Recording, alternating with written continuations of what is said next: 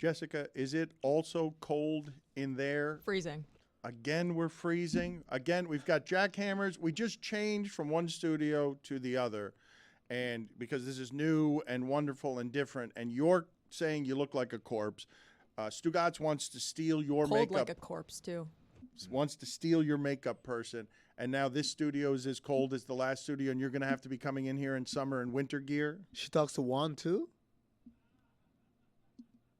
That's a callback to Wednesday's show. Thank you. That's great gentlemen. to point out to the people who didn't hear and didn't understand what you were doing. I would like someone to practice my morning takes on other than my dog, though. It would be nice to have a makeup person. Yeah. Talk about Scandival. That's if you know, you know. Vanderpump Rules. Well, this is the other thing that the alleged adult Ryan Cortez, Parakeet Cortez, this is an adult journalist who is calling these. He's calling the hub. I don't even understand how is he doing the timing? He's got to do this a little bit better if he's going to play the pit bull. Dan, I got to stop you right there. There has been some consternation from the other room about classifying Ryan Cortez as a journalist. It feels like you're playing a little fast and loose with that term. We just got done calling Barry Jackson a journalist. Ira Winderman, a journalist. Ryan Cortez? Not a journalist. I would say new media. I don't know about that. Ryan Cortez. Not even in the new media world. Not even in the new media world. What does he journal? Man, he journaling our ass right now, the Celtics. So, hey, my boy's a journalist. Salute to Cortez. I see you.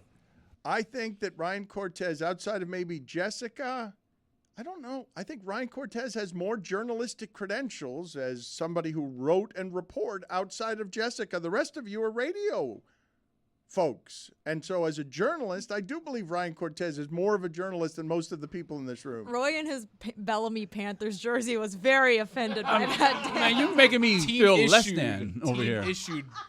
Like, I went into these locker rooms to get sound for $7.90 the ticket. So, yes. Roy, the old people at Sports Illustrated would have a big problem with that jersey. We'll just say it that way. Is it stitched or is it screen printed? Very much stitched. Some of it is stitched. The other portion, like my name. It's and the same way that Chris Cody is new media, and his father is appalled because there's Chris Cody watching the Panthers game and screaming as Tim Reynolds tries to do his job. An hour after. There's important details here. This wasn't during the Heat game. This was an hour after the Heat game. I'm cheering for the Panthers. Get off my back. All right, forgive me for something. Get off my back. I mean, I don't feel basketball is very interesting right now, and I know many people in our audience are fed up with all the basketball talk around here, but I want more of it from you because somebody writes in correctly when criticizing me. Does Amin ever get to talk about the Lakers-Nuggets game? Did he ever get to? Actually wanted to hear his thoughts, but Dan trampled him, and he hasn't gotten the ball back since. You get the show. I want your thoughts on Mazzulla because this is a funny thing. You are a front office person. I have always, my entire career, I have spent saying, hey, that coach that you're putting on a pedestal, not actually as wise and great as you think. There's not actually winning in the little things. Shaq can say, I'd rather have one superstar and 12 guys who really want it than 4 superstars. But most of us would want the 4 superstars, and it wouldn't matter who the coach is because Monty Williams and Doc Rivers and Budenholzer, they're all interchangeable, and soon D'Antoni will take one of those jobs. There are a lot of people who are the same. But here in Miami, the Miami Heat fan base believes that the rest of these playoffs going forward, wherever it is that they end, that they have a significant coaching advantage.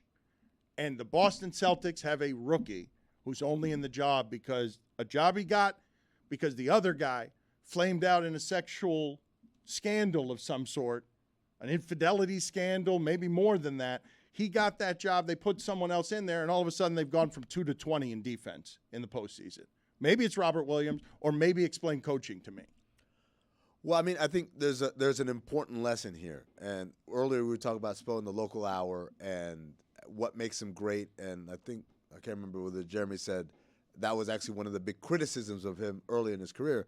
And I think this is the big thing about coaches that we never seem to take into account when we're having this discussion, which is if you look at a player when he was 20 years old and then look at him when he's 25, the expectation is he gets better, right? We saw Brandon Ingram when he was young and he was kind of skinny, get pushed around. And no one said, knew he was garbage. We waited, and he's like, see, he gets better because players get better, right? We don't give that same grace to coaches. If you're a coach, that's the same way you coach. You're always going to coach that way. That's at the end, which is ridiculous, right? So in many ways, Joe Mazzulla, I think, is a good coach, but he's learning, right? This is him trying to figure things out.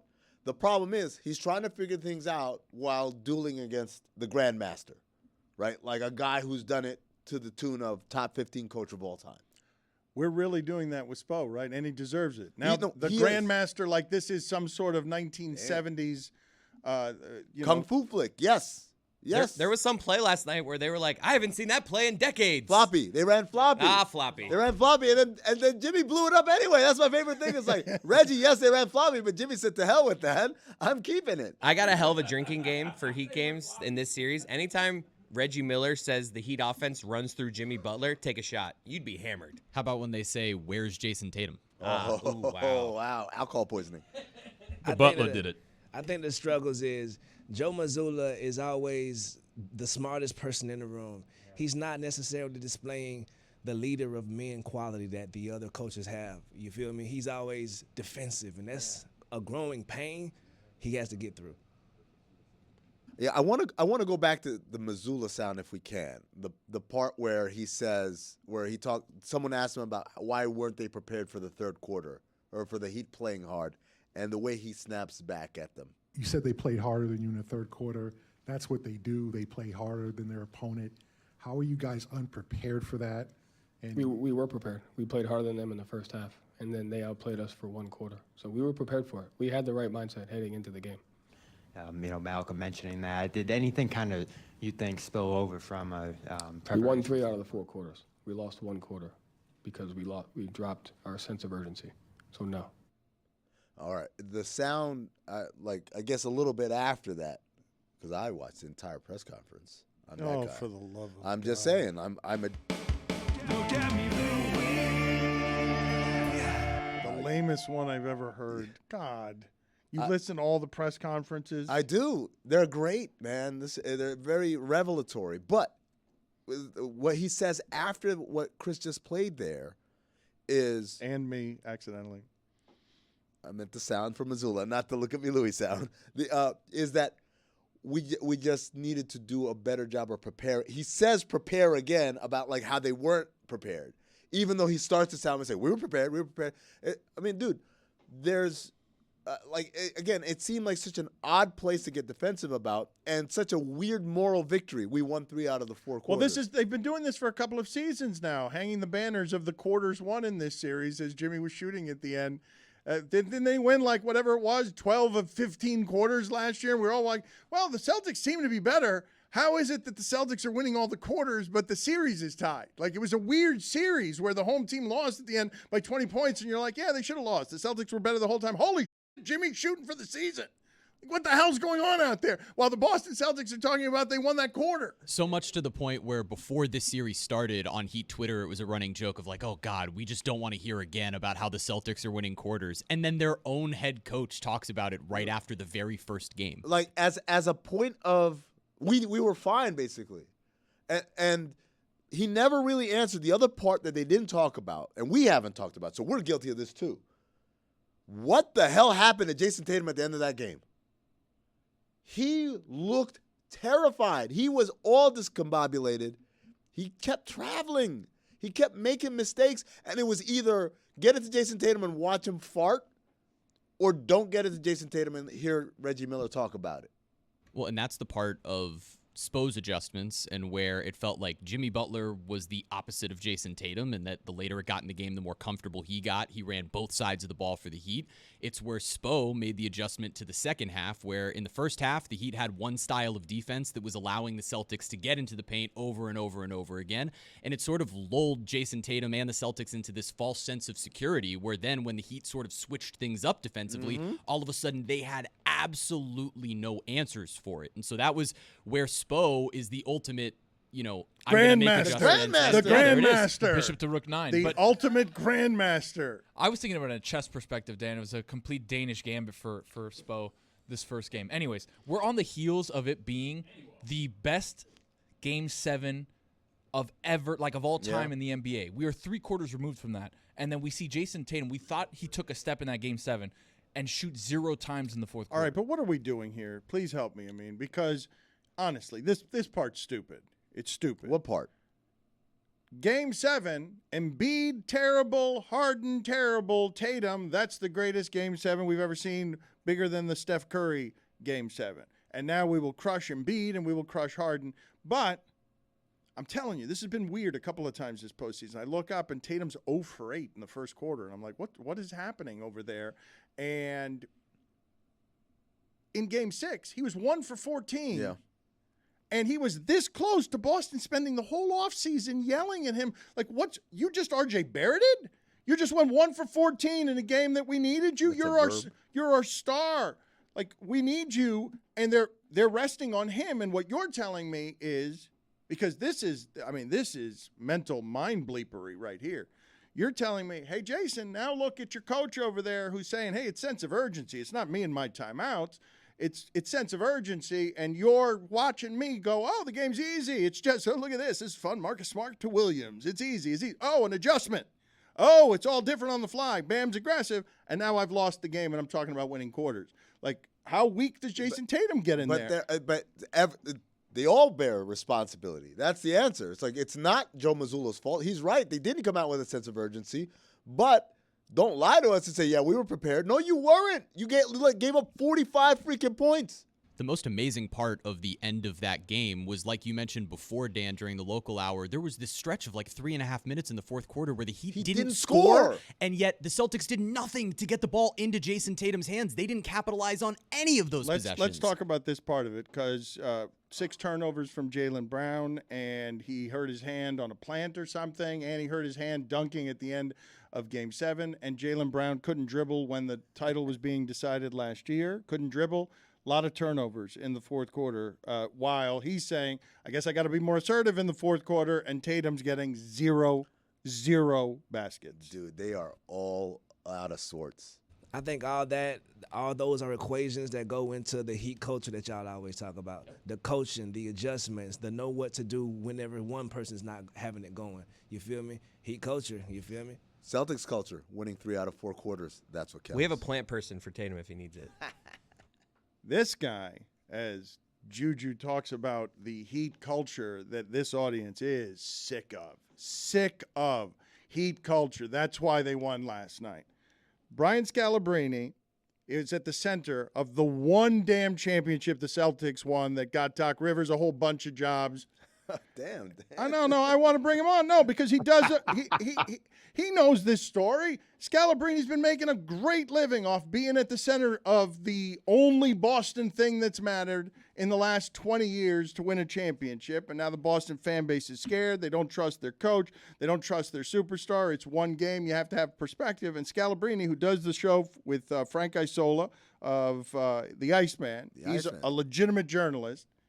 Legit credentials, written credentials. He does that. He co-hosts that with Frank on SiriusXM NBA Radio. Just like Ryan Cortez. And he's a Celtics analyst for NBC Sports Boston. And he's also the White Mamba. He has said publicly, Erik Spoelstra is by far the best coach in the playoffs. And I don't know what that means.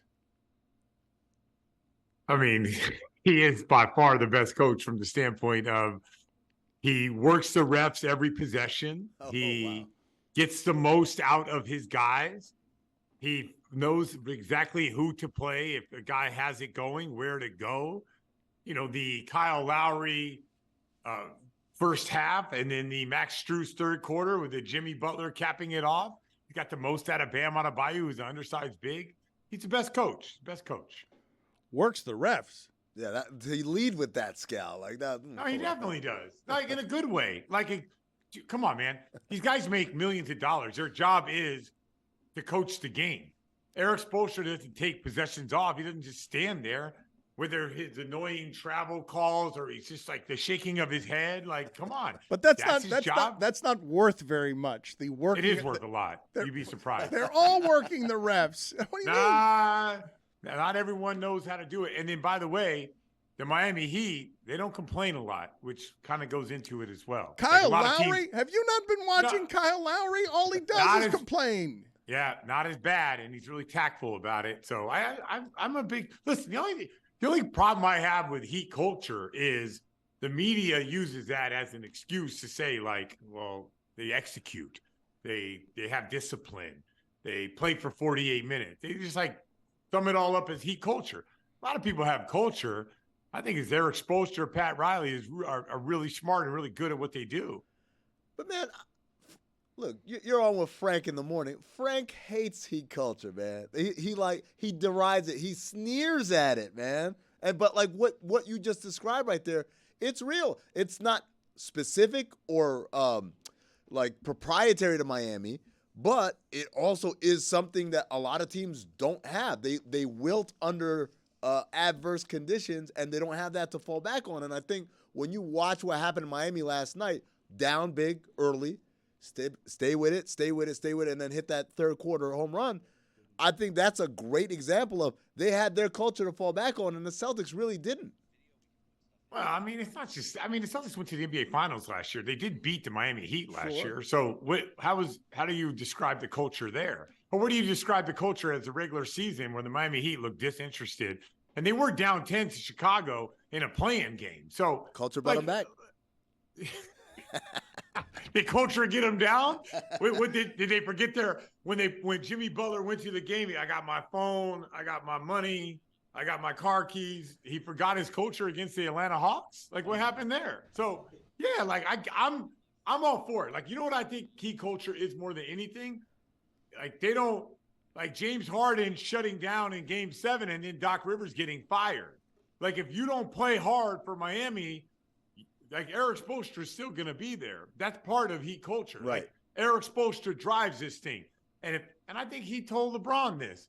You got a problem with the way I coach? Call Pat Riley. That you got his number.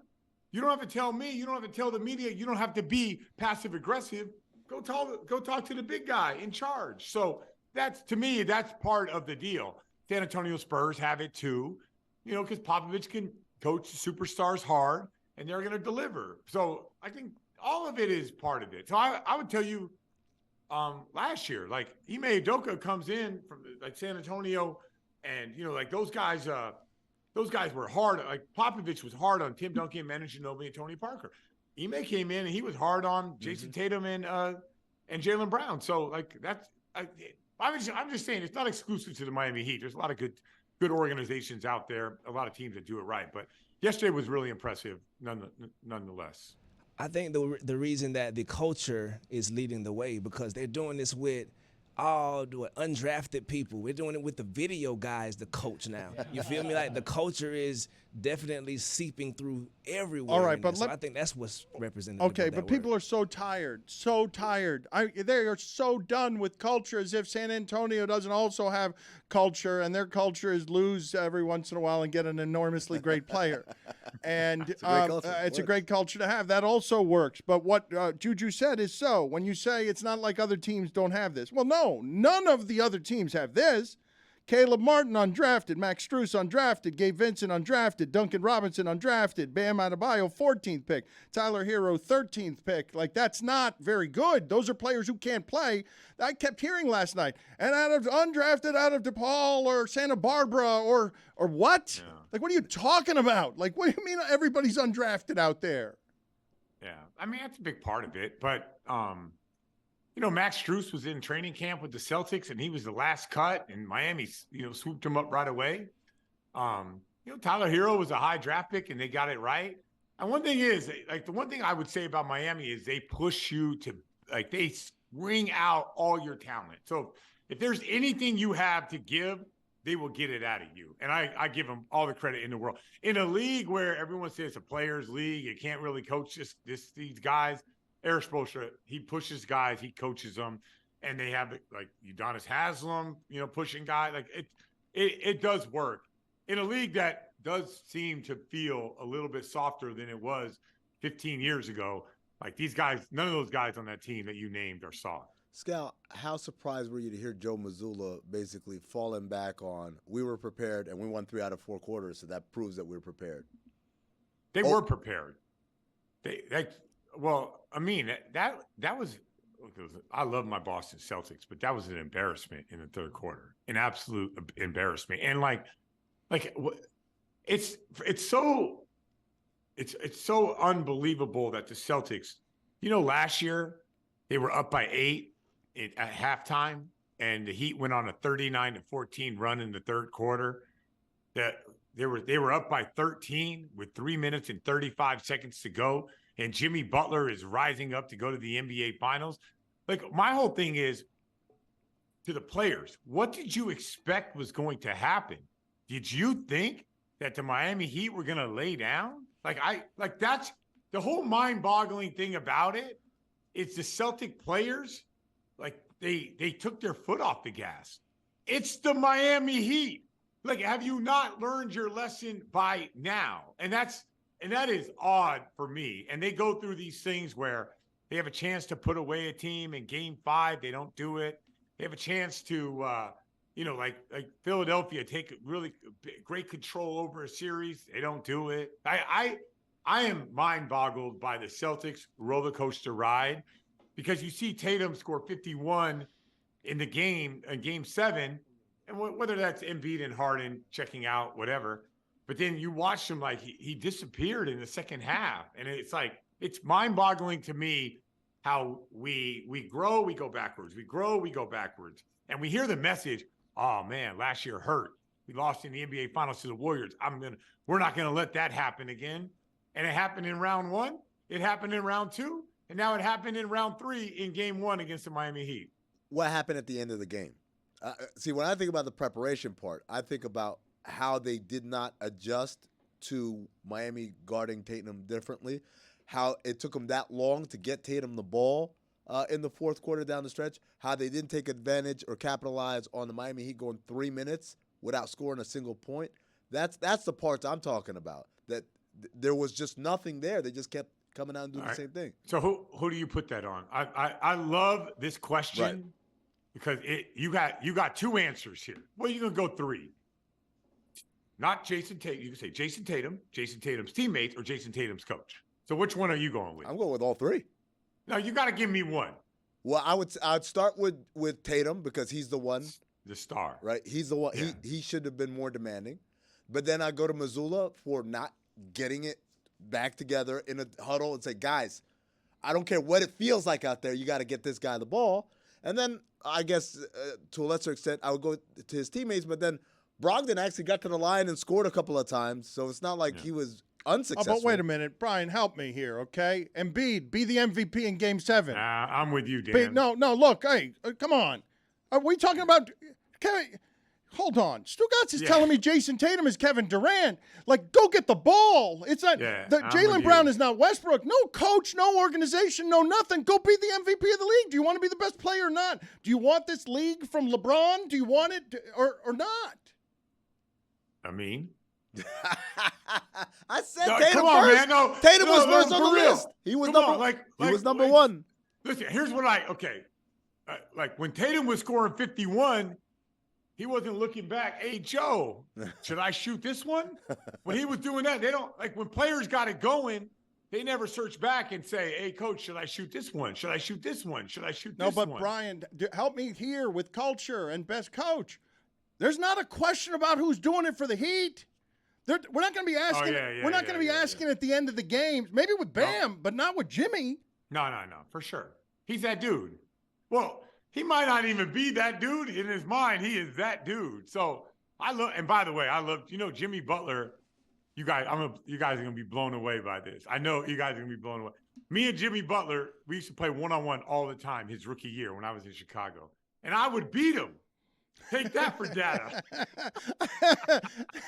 Well, because you're saying what you're saying is what he is in the playoffs. He's going to really do this free throws and chewing you to death all the way to Michael Jordan, Scalabrine. Seriously? No, that's Jimmy Butler is that guy. He just believes. In a world where there's social media and confidence and what are people saying about me? He really. And he didn't care then, his rookie year when he was a nobody, and he don't care now, and he won't care in 10 years and 20 years. He does not give a you-know-what about anything when it comes to playing basketball. He cares about winning games, and that's it. And he believes that he is better than name a guy you want to throw out there. Like, you ain't going to see him complaining about, I didn't get no one likes me, or I didn't get the ball. Like, that's not how Jimmy Butler rolls, man. He does his own thing. He wears his cowboy boots. He listens to his country music. It doesn't matter if his teammates hate it or not. He's doing Jimmy Butler, which that's why he is that guy in the playoffs. He's averaging 10 more points a game in the playoffs in the regular season because that is who Jimmy Butler is. But I will say this. If Tatum is not the best player in this series, if he's not, then the Celtics are not going to the finals and they're not going to win a championship. Miami Heat will be the 8th seed in the finals, whoever they end up playing. But Tatum has to be the best player. He has the talent to do it. He has to have the mentality, and he has to have that mentality every possession, especially against the Miami Heat. Scal, you are a notorious trash talker. What did you tell Jimmy Butler when you were giving him that work his rookie year? Too little. You're too young. You need to listen to some hard rap because that country music ain't working for you. Like I go to Derrick Rose and say, D Rose, this dude can't help you. If he can't beat me, he ain't helping you. Like I'm a nice guy, but if you really want to know me, go hoop with me. Wait a minute. Are you telling us that from Boston Celtics headquarters, you taught Jimmy Butler how to be him? No. No. Stop mid. No, but that guy, the one thing I always roll with Jimmy Butler because his confidence is exactly what you need in the NBA. A lot of guys don't have that. It's fake. I've met a lot of players. That what Jimmy Butler is authentically is real. That's not a show. But Brian, I'm not kidding you here. Like, you understand the Boston market. You understand the pressure that is on these people right now. And he was 1 for 14 in Game 6.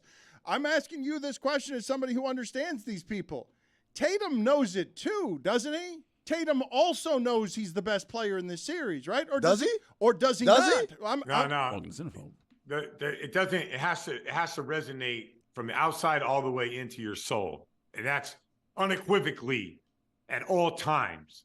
That's where I feel like Butler's different. Like, Butler could play awful and he'll still believe I'm the best player. We played, I think the Celtics played them one time when he was in Chicago? Yeah. I walked up, "What's up, Jimmy?" He's like, it's not every day that the best player in this series is coming from I think they were the 8th seed.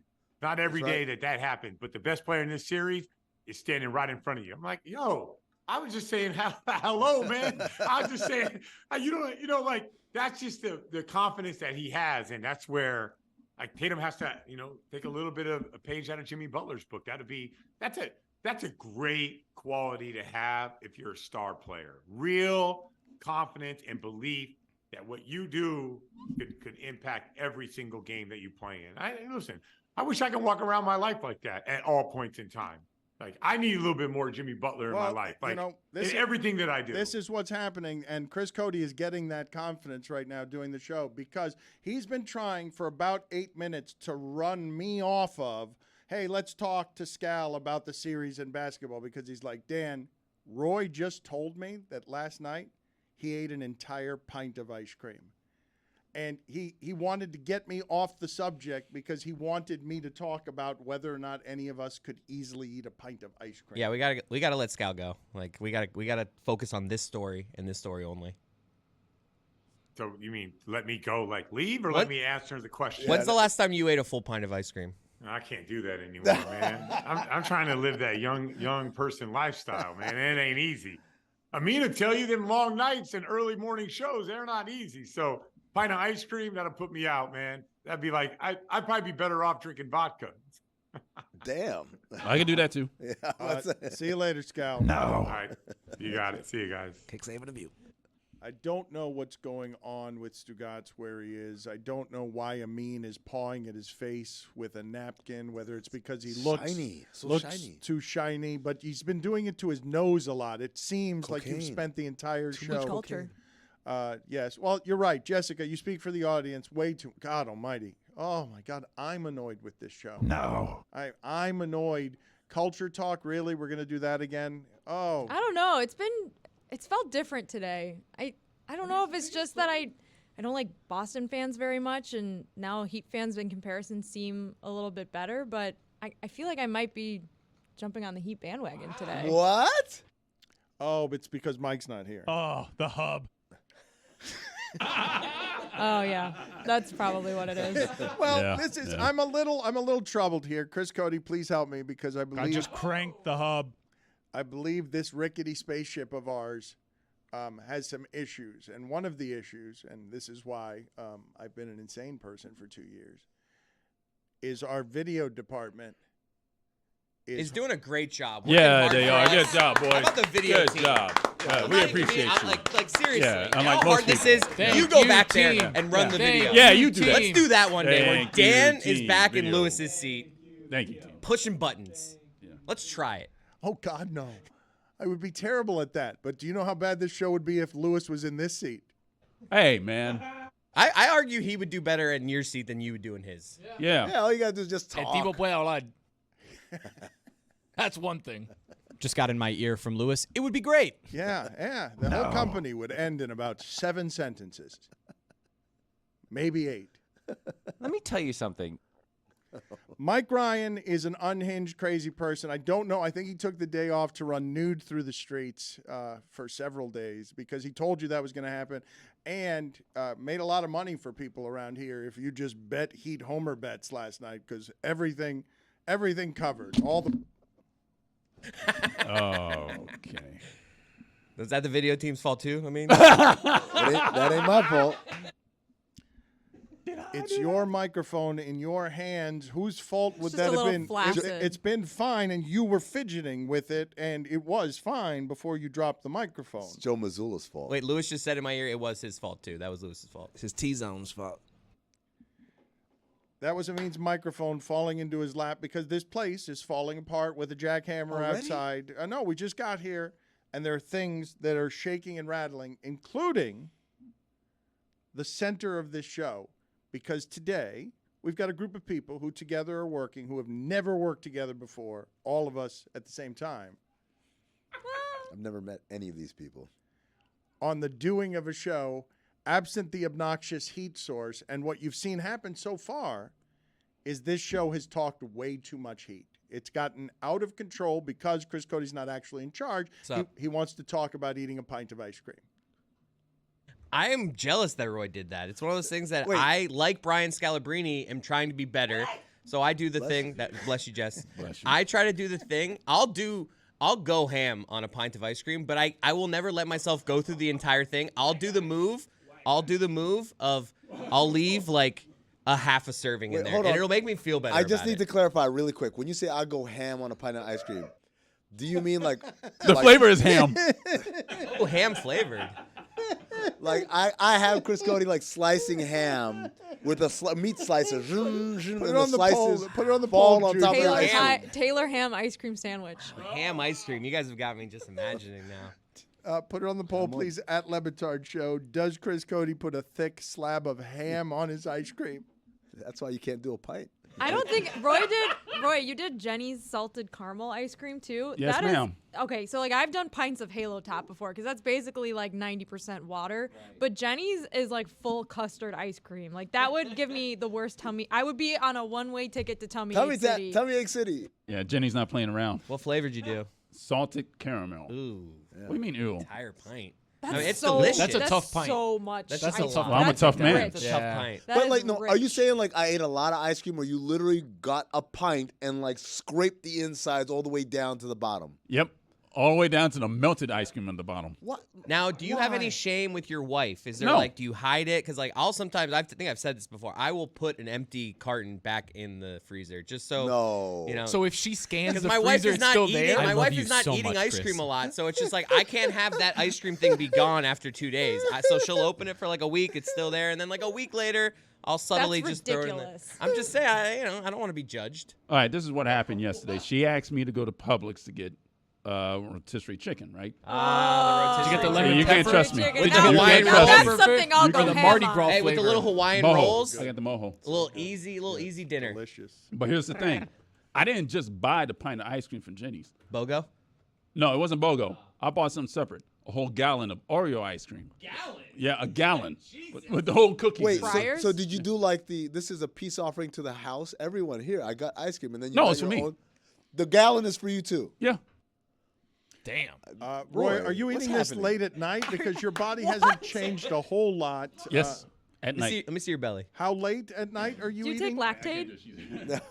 No, I'm not lactose intolerant, so I don't need to. Wow, take God Lactaid. bless. Oh, yeah, blessed. Roy, great judgment there. Much better than Chris Cody's directing Naked judgment. Roy on a Thursday. Why can't I see his belly? I Like don't anyone know. can see his belly. But button. Roy is generally fit, although he's got, I suppose, more dad body than he's ever had. But Yes. not eating a gallon of Oreo ice cream at night, dad body. I don't. Dad bod. I think body. we're skirting around.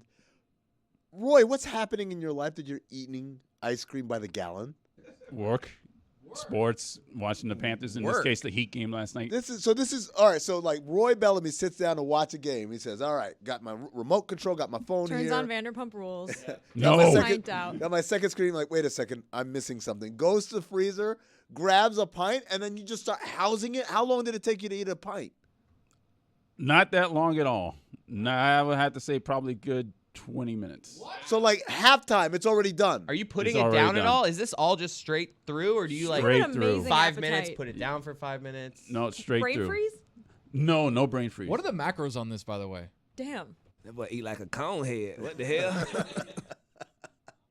Usually because I was also editing Montgomery and Company. Usually when I'm done producing, editing, and publishing Montgomery and Company, and because Miami, I usually drink a victory beer. That's what I usually do. Okay, a victory beer I'm with. Are you eating ice cream while editing? No, afterwards. It's Oh. a victory. It's victory beer, victory ice cream in this case. Are you stress eating? That too, yes. He's just saying yes to everything right now. I'm not just saying yes to everything. I'm tired. Well, but yeah, of course you're going to be tired. You're eating ice cream at 10 p.m. I'm tired before eating ice cream, Dan. This is where I am That's right not now. going to make you less tired. And then you follow it with a beer and God knows how much rum because you celebrate victories and then you're hungover for 3 days. But it makes me feel better. Except when you're hungover for 3 days. Do you, Roy? Yes, it makes me feel absolutely better.